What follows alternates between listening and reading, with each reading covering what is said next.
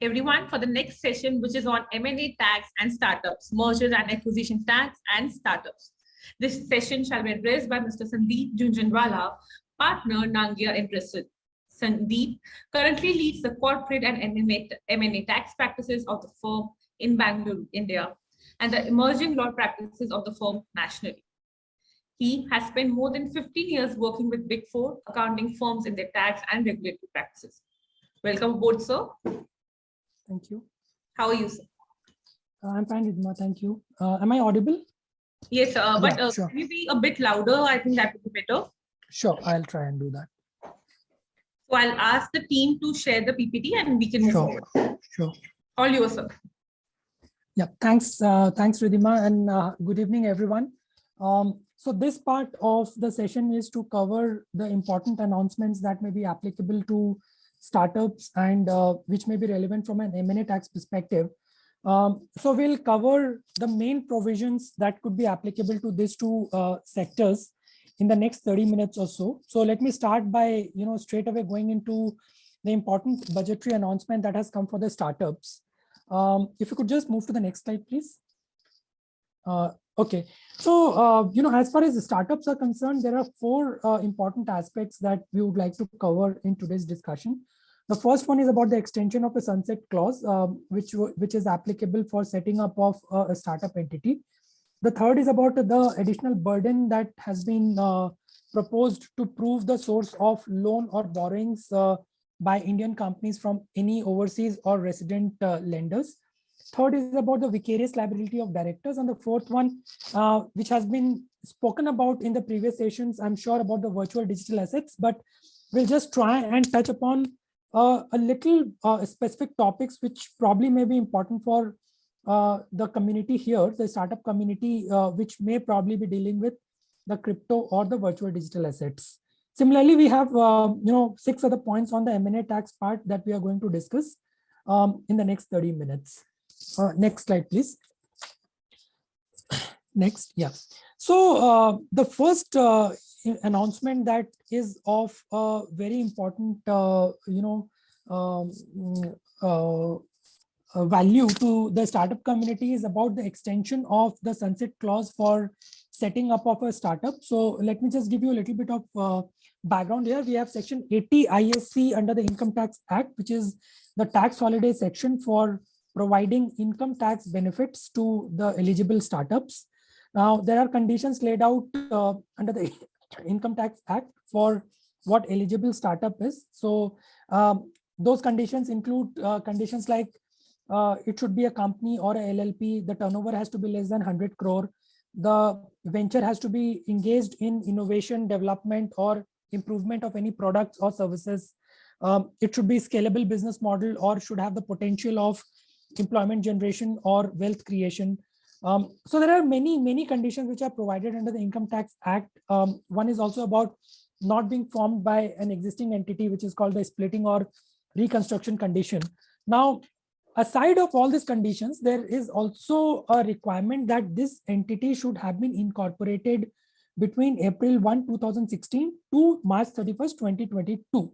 So the sunset clause was March 31st, 2022, which is this year. Now, because of the disruption which has been caused by pandemic in the last 2-3 years, the government felt that there could be a possibility that many businesses may not have been able to decide and therefore incorporate and set up their businesses, for the purpose of claiming this tax holiday benefit. So the idea is to extend this sunset period, which is March 31st, 2022 by 1 year to March 31, 2023. So now if there is any company or LLP which is set up before March 31st, 2023, and it also meets the other conditions which is listed out under section 80 ISC, those entities will still be liable to claim a tax holiday benefit under section 80 ISC. Now, just for the benefit of the audience here, I wanted to highlight that based on the statistics which is available on the Startup India website, as of now, there are only 406 startups in India which are eligible for the income tax benefit under section 80 ISC out of close to around 63,000 startups which are recognized by DPIIT. So we have a much larger population of startups which are recognized by the government of India, but only less than 1% which are eligible for tax holiday incentive, which is for 3 consecutive years out of a block of 10 years. All right, next slide. Now, this is on section 68, which deals with cash credits. Now, section 68 of the Income Tax Act, it provides that where any sum of money or any amount is found to be credited in the books of a taxpayer, and that taxpayer is not able to offer any explanation about the nature and source of that money, or it is not satisfactory to the assessing officer, then that sum of money could be charged as income in the hands of the recipient or the taxpayer. Now, there were a lot of controversies here because the provisions that it existed earlier was only applicable to amounts like share application money or share capital or share premium. And therefore, there were court rulings to say that this will not apply to any loans or borrowings that the Indian company may have taken from any lender. So to bridge that anomaly, what they have done is they have inserted a new provision under section 68, which provides that where there is any sum of money which consists of loan or borrowing, and the taxpayer is not able to offer an explanation on the source of fund and also the source of fund in the hands of the lender. So which means that, if the lender is a non-resident, that lender also needs to, provide some basis from where those funds have been received. So the overall idea here is that the government wants to avert any kind of unaccounted money or black money to be coming into India. So therefore, there is a requirement that if there is any loan or borrowing which is taken by an Indian company from a resident or a non-resident, then the source of those loan and borrowing money in the hands of the lender also needs to be provided by the Indian taxpayer. If the Indian taxpayer is not able to satisfactorily provide the source of that money, then that money would be considered as an income in the hands of the Indian taxpayer. Now, what this amendment means is this will cast more responsibility on the recipient of the money to prove the nature and source of the fund, not only from the person from whom he has received the fund, but he has to also ensure that the lender should be able to provide a justification in respect of the source from which he has been able to lend the money to the taxpayer. So we have just put the entire implication in below. Now, there could be multiple practical challenges that could come with this, because generally non-resident investors or lenders, they don't want to share their financials or IT returns or bank statements, to prove the credit worthiness and genuineness of the source of funds. So this definitely is going to pose a significant challenge for the recipient entity, and they should ensure that they maintain adequate documentation to ensure that whenever this kind of cases are picked up in the later years for assessment, an adjustment under section 68 is not made only because they have been not able to prove the source of funds in the hands of the lender. Next slide. So this is on director's liability, a provision that already existed. So we have section 179 which exists now. 179 as it exists under the Income Tax Act, it imposes a tax liability on the directors of a private company in liquidation. In cases where there is any tax due from such private company in respect of any of the income of the previous year, and there are instances where if there is a gross neglect or misfeasance or breach of duty on the part of director, then there are immunity which is available to them. Now what they have done is they have extended the liability on directors of private companies even if it is not in liquidation. So the idea here is that they have omitted the term in liquidation. Okay, that omission has happened in the section title itself, which means that there is a vicarious liability. This vicarious liability is a concept which is available under multiple other laws other than income tax itself. So the director will be responsible for any payment of tax due where the tax cannot be recovered from the private company. So this is an important change. They had also expanded the definition of the term tax due to include fee. So if there is any fee which is not recovered, that fee will also be recovered from the directors. That will get included in the term tax due. Earlier, I think way back in 2016, they had expanded the definition of the term tax to include interest, penalty, and all that. And now in the current 22 budget, they have proposed to include the term fee as well in the term tax due. So what will happen now is post amendment, any director who so any private company which is not able to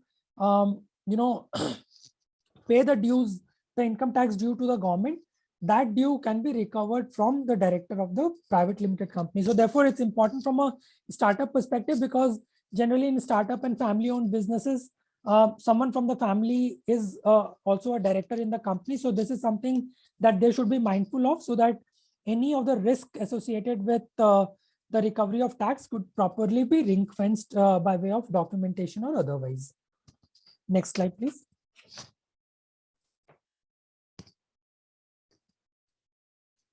This is on virtual digital assets. I'll just try and be a little concise here, because I'm assuming that the previous speakers would have covered it. So, this is a most spoken about change under the current budget, about the new regime or the new code which has been brought for taxing the virtual digital assets.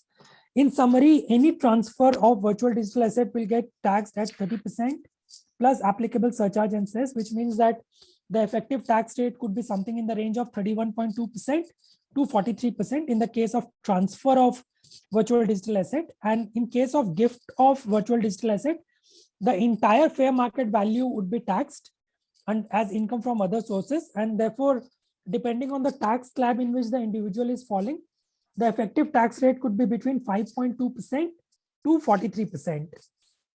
Now, there are multiple issues and ambiguities or open areas which have not been sorted out in the budget announcements or in the in the finance bill that has been released. Say for instance, when we talk about transfer of virtual digital asset where taxation under 115 BBH kicks in, it says, the taxable value is consideration less cost of acquisition. Now, how a cost of acquisition is to be determined, that's possibly not made very clear. So in cases of mining of crypto assets, will expenses be considered as cost of acquisition? Will expenses be allowed as a deduction? If there is a self-generated asset, which means that for the person who is mining the crypto asset, can we say that it is a self-generated asset and therefore the cost of acquisition is nil, and apply the principles of the ruling in the case of BC Srinivasa Setti and say that the computation mechanism itself fails? So a lot of ambiguities and open area. Now, as far as set off is concerned, again, it has been made very clear that set off of losses which is arising because of any transaction in virtual digital asset will not be allowed to be offset against other heads of income, and it will also not be allowed to be carried forward. So say for instance, you have a loss which is arising because of any transaction that one does in Bitcoin, and there is a house property, there is an income that one gains because of transaction in Bitcoin, and then there is a loss that you may have under house property. Can you offset? The answer is no. Can you carry forward that loss? The answer again remains no. So a lot of open areas and issues around the transactions in virtual digital assets. Next slide, please. Now, they have also mentioned under the provisions that the TDS provisions around virtual digital asset transactions will kick in from July 1st, 2022. Now, the overall soul of any crypto transaction is the anonymity, and therefore I'm not sure how these provisions would be effectively implemented, because if a TDS has to be done, that would effectively mean that the anonymity part of the transacting party, which is both the buyer and seller, has to be disclosed. Both of them need to have PAN, because without a PAN, TDS provisions cannot be implemented. So we'll have to just wait and see how the government probably puts more machinery, provisions around this to implement it. Again, as I was mentioning, there are a lot of open areas. Say, for instance, even a consideration in kind is to be, taxed. So therefore, this possibly could mean a cash flow issue for the payer, because they will have to arrange for funds to deposit the tax with the exchequer. The second is about the overriding provision that 194S, which is the TDS provision on virtual digital asset, has over 194O, which could apply in the case of an e-commerce transaction. So if there is any transaction which is happening with a platform, with a crypto platform, then 194O could be also applicable, but they have made it very clear that 194S will override O. But then how will it pan out with other sections, say 194Q, which is on goods or on contracts? I think that's not very clear. Similarly, in the case of exchange of VDA, both the buyer as well as the seller could be under obligation to deduct tax. So it's not very clear as to who do, and if one person does, is the second one kind of given a leeway not to do the taxes? Gross versus net. So, say for instance, if there are any charges, can I be given the leeway to, deduct those consideration or those charges from the actual sales value and then do a TDS on that? So, a lot of open areas. We'll have to wait and see if there is any guidance which is provided by the tax authorities on some of these open areas. Next slide. As far as gifting transaction is concerned, as I was telling you, that VDA has been now included in the definition of property, and therefore any gift which a person receives, the entire fair market value will get taxed if it exceeds 50,000 rupees. The general exemption which are available for receiving gifts from family members or relatives or on the occasion of marriage, I think all of those will remain. But the main question that remains unanswered is that how will the fair valuation of those virtual digital assets will be done? Now, also, in terms of transfer, what is a transfer? Would it mean some of these instances of relinquishment of rights or extinguishment of rights, will that also get included in the case of transfer?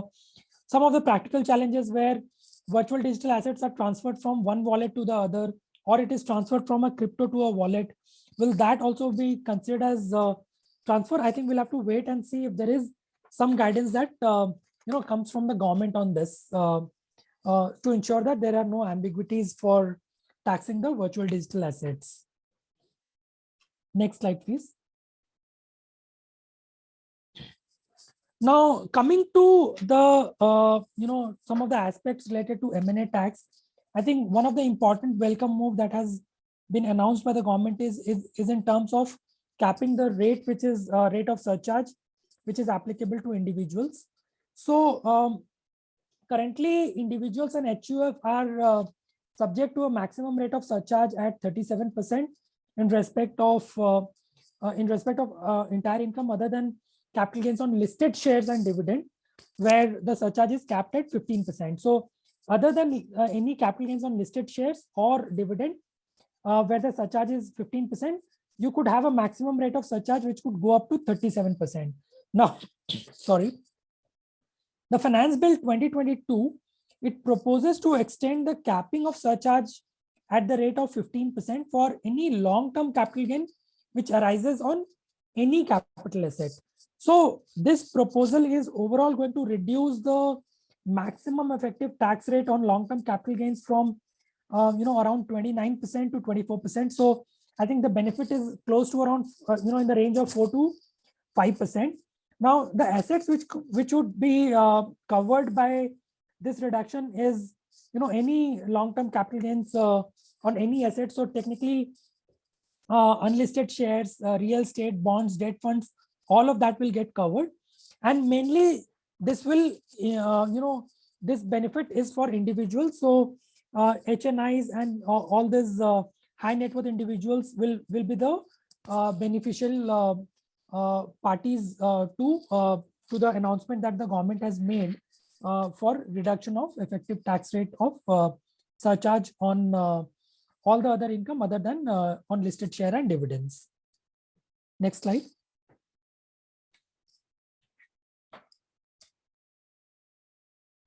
Okay, so this is about modification and revision of demand notice. Now, there is a new section which is proposed, which is called 156A. Now, 156A is relating to modification and revision of notice in certain cases. And what it provides is that where there is any tax, interest or penalty, which is in respect of any order which is passed by adjudicating authority under IBC, as a result of which the AO is serving a notice modifying the demand payable, then that revised notice will be deemed to be a notice under section 156. So technically, if there is any tax reduction or interest or fee reduction on account of the procedures under IBC, then the notice under 156A will is going to replace the notice which is already issued under section 156. Now, this provision is meant to rationalize the provisions of the Income Tax Act, just to ensure that the provisions of IBC are giving effect to, and whatever is the final demand, which is actually to be recovered from the taxpayer pursuant to the IBC proceedings, only that demand is recovered from them. So in essence, 156A notice is going to replace the notice which exists under section 156 is what they are planning to bring. Next slide. Now, this is on the reassessment related proceedings. Just give me 1 minute. All right, so this is about section 170. Now, 170 is proposed to be amended to provide that all assessment, reassessments or proceedings made on the predecessor company during the pendency of any business reorganization, that will remain valid and deemed to have been made on the successor. So, what has happened is there used to be an ambiguity in respect of the legality of assessment which is carried out on the predecessor during the pendency or otherwise of the court for any business reorganization. And in the past, many courts, including the Supreme Court in the case of Maruti Suzuki India Limited, they have held that the income tax proceedings and any assessment which are carried on and completed on the predecessor to be illegal because the predecessor SSC ceases to exist. So this was bringing in a lot of practical challenge. Now going forward, because of this new subsection 2A which has been inserted in section 170, the assessment carried out on the predecessor company, that will remain valid and it will remain legal as well.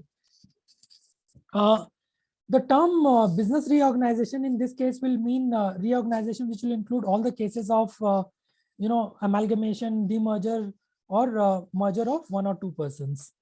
So this is a welcome move, and also legalizes the entire proceedings, including the assessment proceedings, which could have been done on the predecessor company. Next slide. Now, something which is related to this is also about, it is related to the similar case of business reorganization where there is a requirement to file a return of income. So here what has happened is under budget 2022, they are proposing to insert a new section, which is 170A. Now, it provides that in case of any business reorganization, the successor will be required to file a modified return of income within a period of 6 months from the end of the month in which the order is issued. And the period for which the modified return is required to be filed is for the period starting from the appointed date till the effective date of the order of that tribunal or court. Now, it is very common. I mean, we see a lot of companies which enter into a scheme of arrangement with retrospective, appointed dates, where the time of NCLT, sanctioning the scheme is received, the due date for filing the revised return would have already elapsed, right? So in those cases, the tax department does not accept revised returns, and they generally insist the taxpayer to go and receive specific orders from either CBDT or from the higher authorities. And, there were multiple challenges coming over there. Now, with this insertion of section 170A, there is a formal mechanism to file a revised return post receiving the order from the adjudicating authority, and that revised return can then give effect to the business reorganization for the period between the appointed date and the effective date, which has been given in the final order of the adjudicating authority, for any of the business reorganization that has been carried out. Next slide. Okay, so this is on account of section 679, which is related to carry forward of business losses. So, they have included a new exception to section 79 of the IT Act. This is what the proposal is, that section 79 will not be applicable to any erstwhile public company if the ultimate holding company is, continuing to hold 51% of the voting power in aggregate after the completion of any strategic disinvestment. So what this proposal will allow is any loss-making PSU after the strategic disinvestment is done, if they are ultimately held 51% by the ultimate holding company, then that loss is protected. So we have cases of Air India as well as Nilachal Ispat Nigam, which is one of the largest exporter of pig iron. So those disinvestment, say for instance, in the example that we have given, the ultimate holding company could be Tata Sons. You have Teles, which is subsidiary 1 here, and then the erstwhile PSU here is Air India. So if Tata Sons continue to have 51% voting power directly or indirectly into Air India through its subsidiary, then the entire loss of Air India could be protected and it could be allowed to be carried forward and also be eligible for set off in the future years. We have given some examples in the next slide. Next slide, please. Yeah.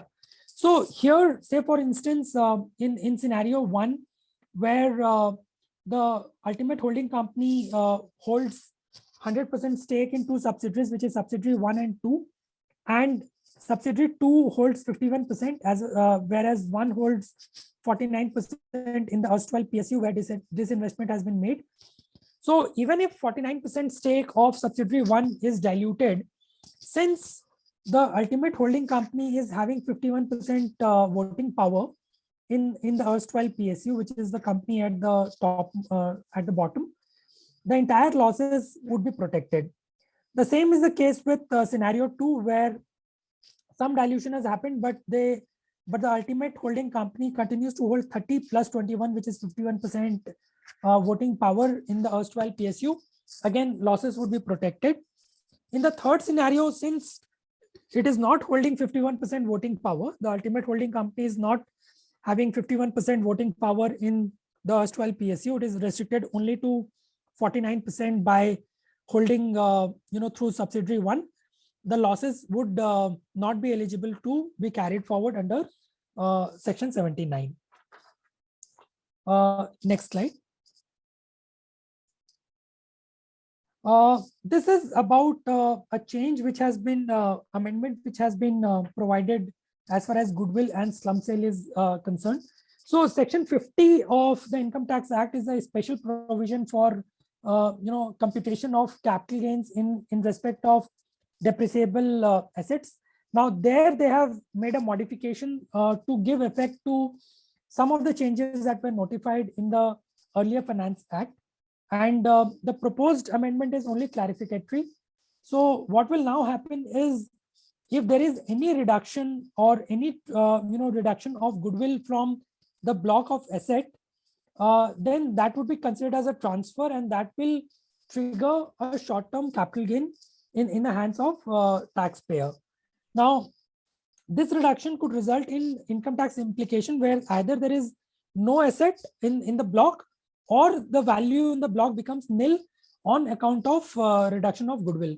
So this is more clarificatory in nature to give effect to whatever provisions were notified last year in Finance Act of 2021. Now, similarly, there was a little bit of anomaly in terms of the definition of slump sale. That has been amended to substitute the word sales with transfer, which is defined under section 2 subclause 47 of the Income Tax Act.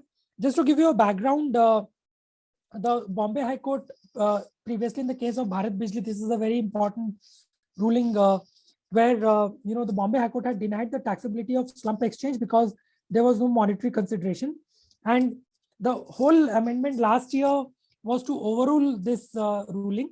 The amendment provided that the slump sale would include transfer of any undertaking by any mean, and that would also mean slump exchange, etc.